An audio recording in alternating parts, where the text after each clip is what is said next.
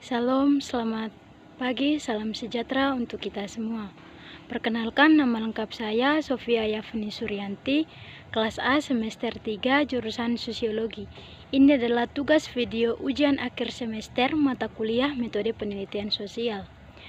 Di video kali ini saya akan menjelaskan mengenai isi dari buku yang berjudul Penelitian Sosial. Bagian yang pertama tentang paradigma penelitian sosial. Yang pertama, paradigma ilmu pengetahuan menurut Kuhn. Gagasan paradigma memiliki asal-usul kuno dalam sejarah pemikiran filosofis. Dulu digunakan baik oleh Plato dan oleh Aristoteles.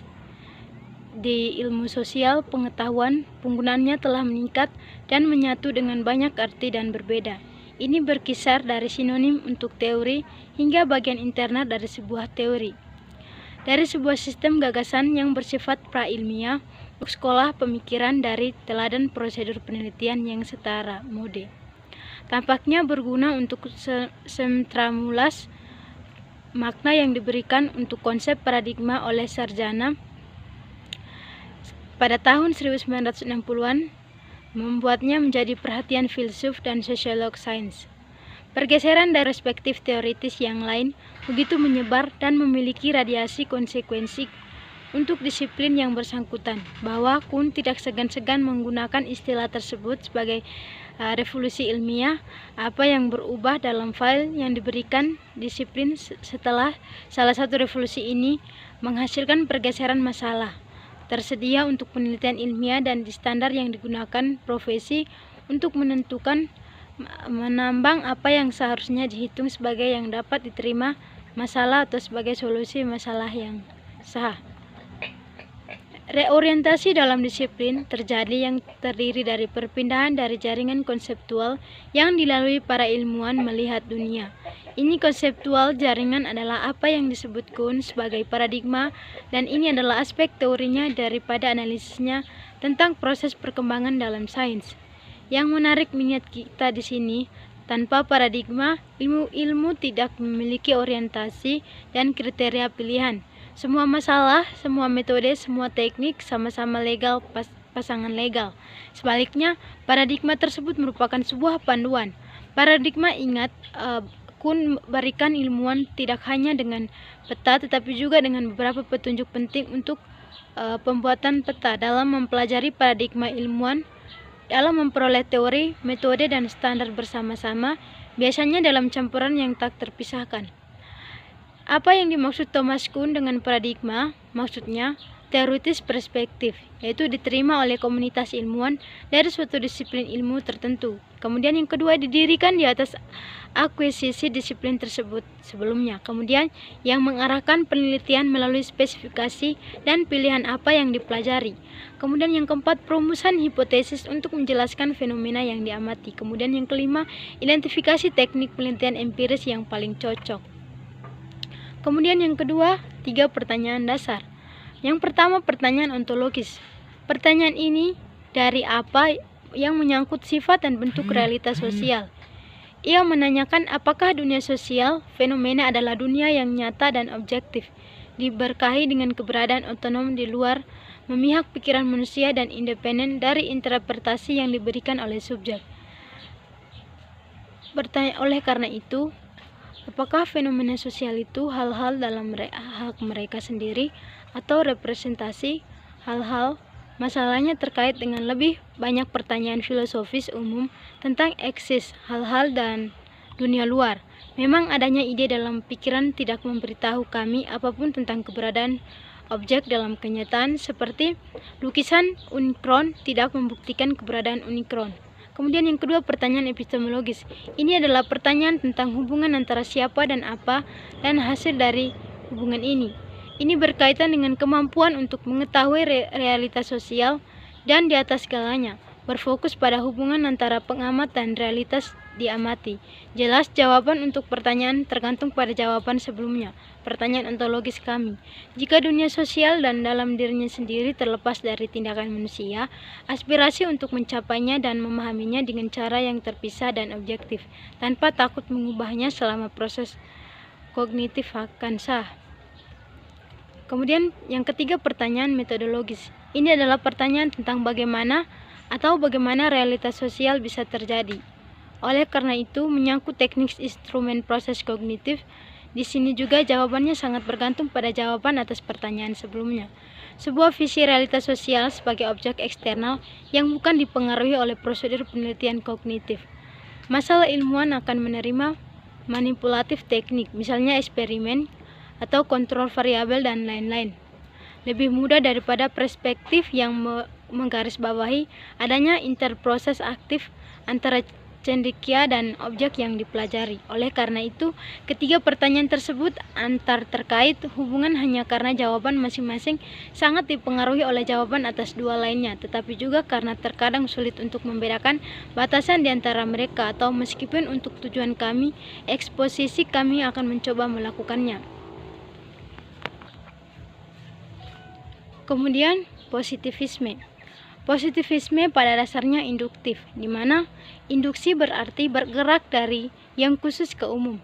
Proses yang dengannya generalisasi atau hukum universal berasal dari observasi empiris, dari identifikasi keteraturan dan kekambuhan dalam pecahan realitas yang secara empiris belajar. Tersirat dalam prosedur induktif adalah ontologi realisme. Posisi ini bermula dari segala sesuatu yang telah ada, mengatakan mengenai kognifikasi realitas sosial, dan bisa diungkapkan oleh dua proposisi. Yang pertama, ada realitas sosial yang objektif berada di luar manusia. Apakah mereka sedang belajar atau melakukan sosial tindakan? Yang kedua, realitas ini dapat diketahui dalam esensi sejatinya. Kemudian epistemologi, dualis dan objektivis. Hukum alam penegasan pengetahuan itu dapat dicapai didasarkan pada dua asumsi. Yang pertama, bahwa sarjana dan objek yang dipelajari adalah entitas independen atau dualisme. Yang kedua, bahwa sarjana dapat mempelajari objek tanpa mempengaruhi atau dipengaruhi olehnya atau objektivitas. Penyelidikan dilakukan seolah-olah melalui cermin satu arah. Pengetahuan mengasumsikan bentuknya tentang hukum berdasarkan kategori sebab dan akibat. Hukum ini adalah bagian dari realitas eksternal yang tidak bergantung pada pengamat atau hukum alam. Ini tugas ilmuwan adalah untuk menemukan mereka. Tidak ada ketakutan bahwa peneliti nilai-nilai mungkin mendistorsi bacaannya tentang realitas sosial, atau sebaliknya. Posisi ini yang mengecualikan nilai-nilai yang mendukung fakta yang harus berasal dari visi fakta sosial sebagai diberikan dan tidak dapat dimodifikasi. Kemudian yang keempat, neopositivisme dan postpositivisme. Sepanjang abad ke-20, posisi pendekatan positivisme terus direvisi dan disesuaikan dalam upaya mengatasi instriknya batas. Kejelasan dan linearitas yang meyakinkan dari positivisme abad ke-19 memberi jalan kepada sebuah versi abad ke-20 itu banyak lebih kompleks dan rinci, dan dalam beberapa menghormati kontradiktif dan tidak jelas, namun beberapa asumsi dasar dipertahankan seperti realisme ontologis, atau dunia itu ada terlepas dari kesadaran kita tentang itu, dan peran unggulan dari observasi empiris yang memahami dunia ini. Kami tidak akan masuk ke dalam detail perkembangan ini atau berbagai fase sejarahnya. Sebaliknya, kami akan melakukannya hanya menyebutkan neopositivisme, istilah yang digunakan. Sudut pandang baru menetapkan pusat peran untuk kritik sains dan identifikasi ulang tugas filsafat yang meninggalkan teorisasi yang luas untuk melakukan analisis kritis dari teori yang diuraikan dalam disiplin tunggal. Atau seklik berharap untuk melihatnya saat tidak akan ada buku tentang filsafat, tetapi semua buku akan ditulis dengan cara filosofis. Ini menyebabkan penolakan atas pertanyaan besar dan dari semuanya masalah metafisik yang tidak bisa didemonstrasikan, dan mana oleh karena itu diucap sebagai tidak berarti. Sebagai gantinya, perhatian penuh dikhususkan untuk metode masalah dalam setiap ilmu hingga analisis logis dari bahasa mereka dan bahasa mereka, kekeluaran teoritis untuk kritik mereka, dan paling tidak untuk prosedur di mana elaborasi konseptual bisa diverifikasi secara empiris. Kemudian